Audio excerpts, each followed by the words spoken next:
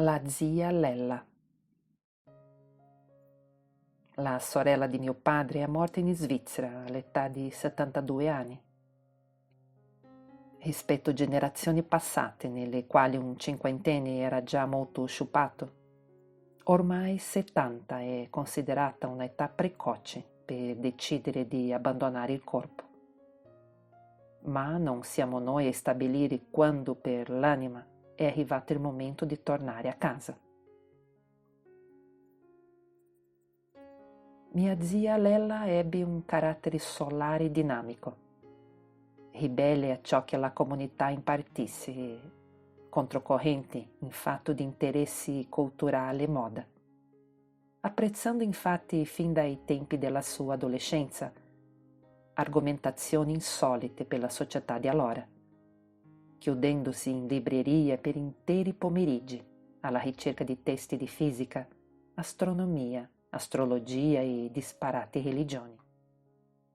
I suoi genitori, nella fattispecie i miei nonni, fecero molta fatica ad accettare questo suo temperamento e per tale difficoltà e spesso la discriminarono preferendo mio padre 2 anni più grande. Sentendosi sempre inadeguata alla mentalità dello stivale, appena ne ebbe l'occasione, Lella si allontanò dall'Italia, non certo per amore ma attraverso di esso, con la fuitina già menzionata. In Svizzera, per impararne la lingua e conoscere persone nuove carpendone gli usi, la zia si cimentò in qualsiasi tipo di lavoro che le fu proposto. E proprio in questo paese conobbe Hans, quello che divenne il suo compagno di vita. 3 anni più giovane, operai in fabbrica, umile, semplice, cortese e, come lo definì sempre lei, molto maschio. Scelsero di dedicarsi amore e compagnia fino al 13 marzo 2010, data con la quale lei ci salutò. La celebrazione del funerale è all'estero e noi familiari andiamo per rispetto a mio padre. Personalmente so che lì non troveremo qualcosa che può appartenere alla donna deceduta, se non il suo corpo chiuso in una bara, perché del suo spirito non ci sarà traccia. Quello si trova già ovunque nell'etere, ma in tale circostanza scelgo di tacere per non invadere i sentimenti di Paolo con le mie solite conoscenze spirituali, risultando estremamente inopportuna.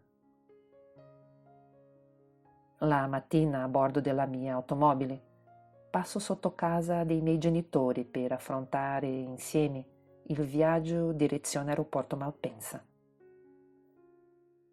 Mia madre ha sempre avuto paura degli aerei, ma per questa occasione ha ingurgiato una decina di gocce mio-rilassanti, riducendone la tensione nervosa. Papà invece ha sempre provato grande interesse per i velivoli, forse per la sua esperienza militare nell'aviazione, pur sempre come meccanico. Finalmente arriviamo in Svizzera stanchi e con molta tensione da ore di viaggio e provati per il decesso. La chiesa è bellissima, con affreschi spartani e con quel tipico campanile allungato sulla punta. Il paese è diverso, ma la celebrazione è simile alle nostre usanze. Un po' più di burocrazia, differente nelle tempistiche. Per il resto siamo in linea.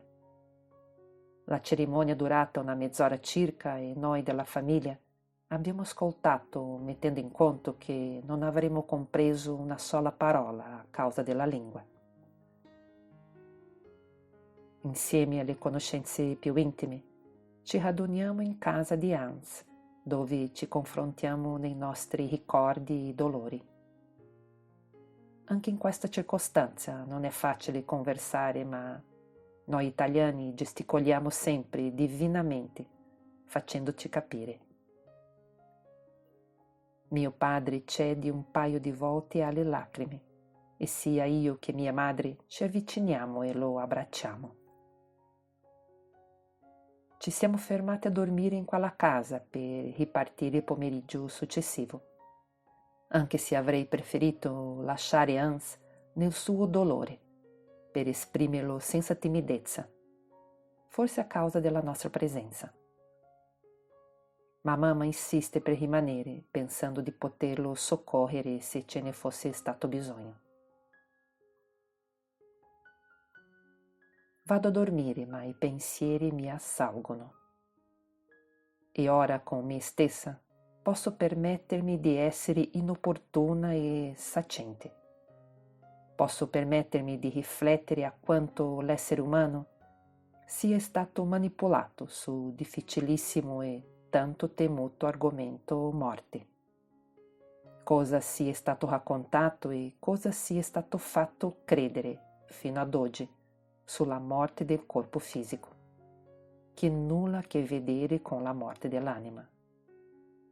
Storie per tenerlo sotto controllo, perché solo chi ha paura può essere minacciato, solo chi ha paura può essere gestito e solo chi pensa che la morte fisica sia la fine di tutta l'esistenza può pensare di non essere lontanamente simile a Dio. Finché l'anima possa fare esperienza su questo pianeta 3D, nel quale c'è la forza della gravità, e quindi può esistere solo materia pesante e concreta, ha bisogno di un veicolo attraverso il quale esprimersi. E questo è il corpo che abbiamo, ossa, carni, tutto ciò che costituisce il fisico. L'anima prende in prestito, ruba un passaggio al veicolo del corpo fisico, proprio per sperimentare la vita terrena. Il corpo inizia a funzionare con la nascita e cessa di farlo con la morte corporea. In quest'ultima fase, come già parlato tempo fa, l'anima, che esiste in forma vibrazionale, differente da quella della materia del corpo, si stacca dal suo involucro di carne e ossa, proseguendo il suo processo di evoluzione in un'altra dimensione invisibile all'occhio umano. La scelta del come, quando e dove morire dipende solo da ciascuna anima che vaglia nei minimi dettagli la sua incarnazione, dall'inizio alla fine, stabilendo quando gli insegnamenti appresi attraverso le esperienze terrene giungono al compimento. Può sembrare impossibile da credere, ma non esiste spirito che non abbia deciso quando abbandonare il proprio corpo. È difficilissimo far proprio tale concetto e comunque genera molta sofferenza accettare la scelta dell'anima di una persona che abbia valutato di lasciarci, ancora più se improvvisamente e malamente. E questo perché è insito nell'uomo l'attaccamento. Pertanto tutto ciò che pensiamo ci appartenga non deve abbandonarci, non può scartarci, non può allontanarsi.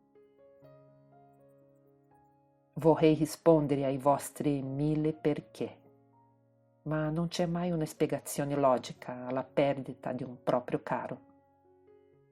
Non ci sono età per andarsene, non ci sono mai ragioni valide neanche quando si è vissuta tutta la vita. E capisco queste mie parole quanto siano aria gelida nel cuore di chi vorrebbe ancora una volta toccare, guardare e annusare chi ha perso per sempre. Comprendo ci sia solo spazio per le lacrime, per il dolore, per quel vuoto che spesso si tramuta in rabbia e che occupa uno spazio immensamente disumano nel cuore. Ma è proprio così.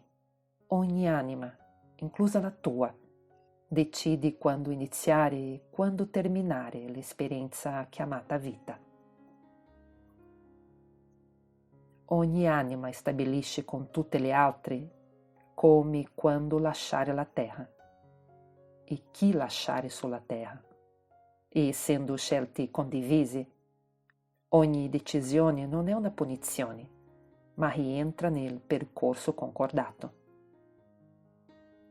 Ci hanno insegnato che la morte deve fare paura e per questo parlarne il meno possibile.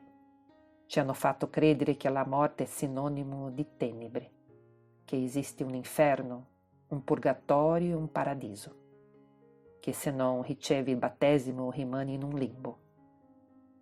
Ci hanno impastato le conoscenze con la paura per tenerci sotto chiave. E cosa può far paura ad un uomo più della morte? Il corpo e l'anima sono energia in attività. Le velocità di movimento sono differenti e questo ne determina un corpo visibile piuttosto che uno invisibile. Un esempio sono le onde radio udibili, ma non tangibili. Vi faccio un esempio che forse può rendere più semplice il concetto che stiamo esaminando. Prendiamo una formica, un gatto, un essere umano e un gigante alto una trentina di metri.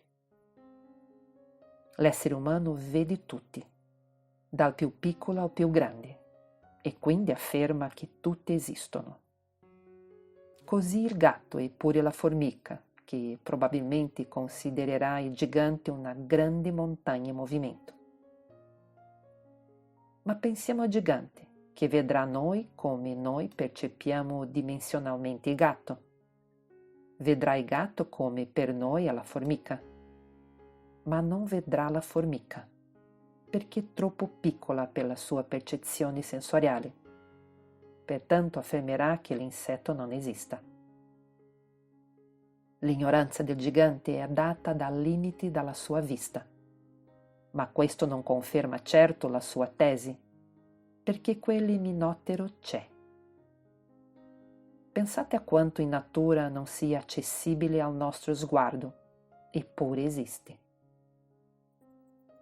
L'anima non la vediamo, ma c'è in forma energetica, differente dal nostro corpo percepibile ad occhio nudo e al tatto. Rientriamo in Italia con sofferenza nel cuore, ma tanta gioia per la zia che, tornata alla casa universale, starà meglio di prima.